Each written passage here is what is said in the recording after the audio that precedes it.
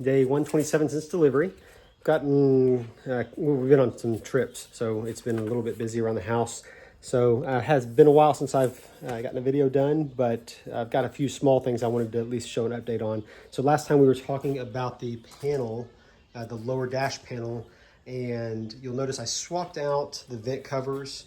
I had two different AC units ship here, and so I am going to officially go with the blackout as much as I can everywhere. So swapped out the vent covers, got this neat little Cobra emblem, and it came in a 2-pack, so I'm going to find a neat spot for that one, probably somewhere in the back of the trunk, inside the trunk space. I don't want to clutter up the outside too much.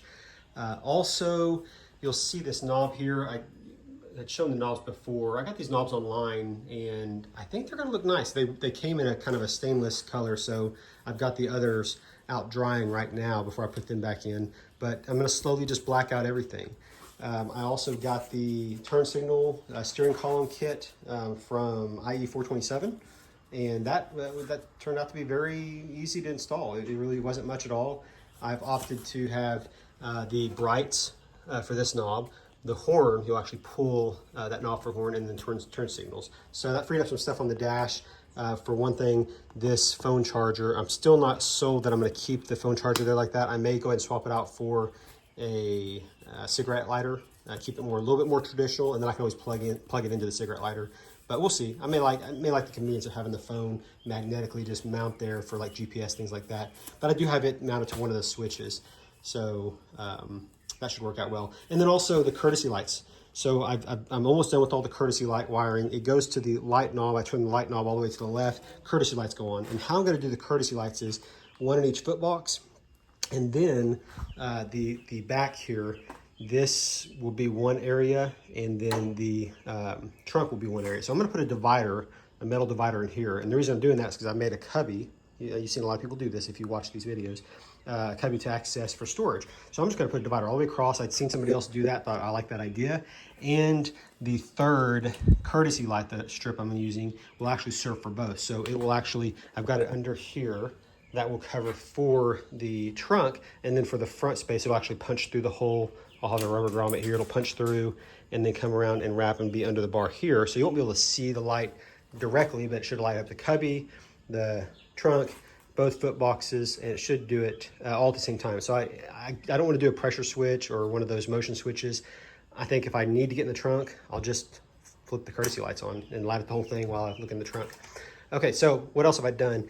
I put in this back panel. So it's just Clecoed in for now.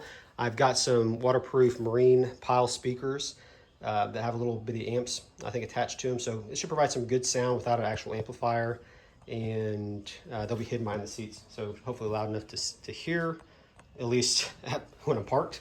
My understanding is a lot of people don't do systems in here because the sound is so loud from the pipes and the exhausts from the engine that you don't hear a lot of radio. So we'll see how that works, but no regrets on it. I think it'll be fun either way. And I did do this is kind of a waterproofing foam baffle thing, so just to keep the speaker clean.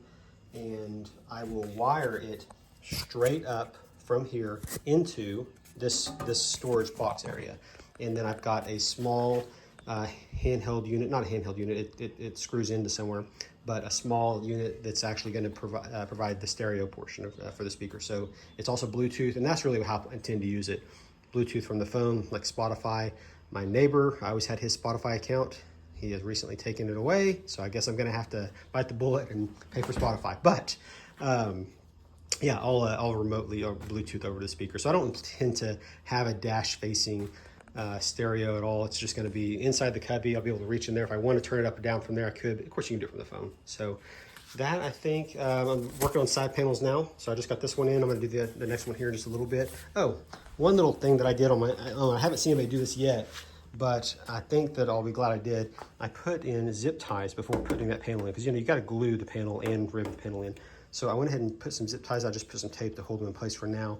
If I need later to run wire or anything to keep it out of the way, I've got a few zip ties there that I can use. And I'm gonna do the same thing for the other side. If I end up having it all done and I don't use them, it's super easy just to clip them and pull them out. So that is, I think that's it for now. Blackout parts, I'm gonna black out everything I can. So I may pull that steering column, even that first half that was milled for me and had it blacked out as well. But working on a list right now of what all needs to be collected.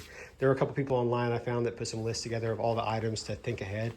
I've got my rims loaded up in the truck. I'm taking them in tomorrow to a guy that has always done some Cerakote and ceramic coats for me in the past on some guns, and so I'll have him do that. And then I'm working with somebody local to help me get a design stitched into the seats. So I'm looking forward to seeing how that will turn out.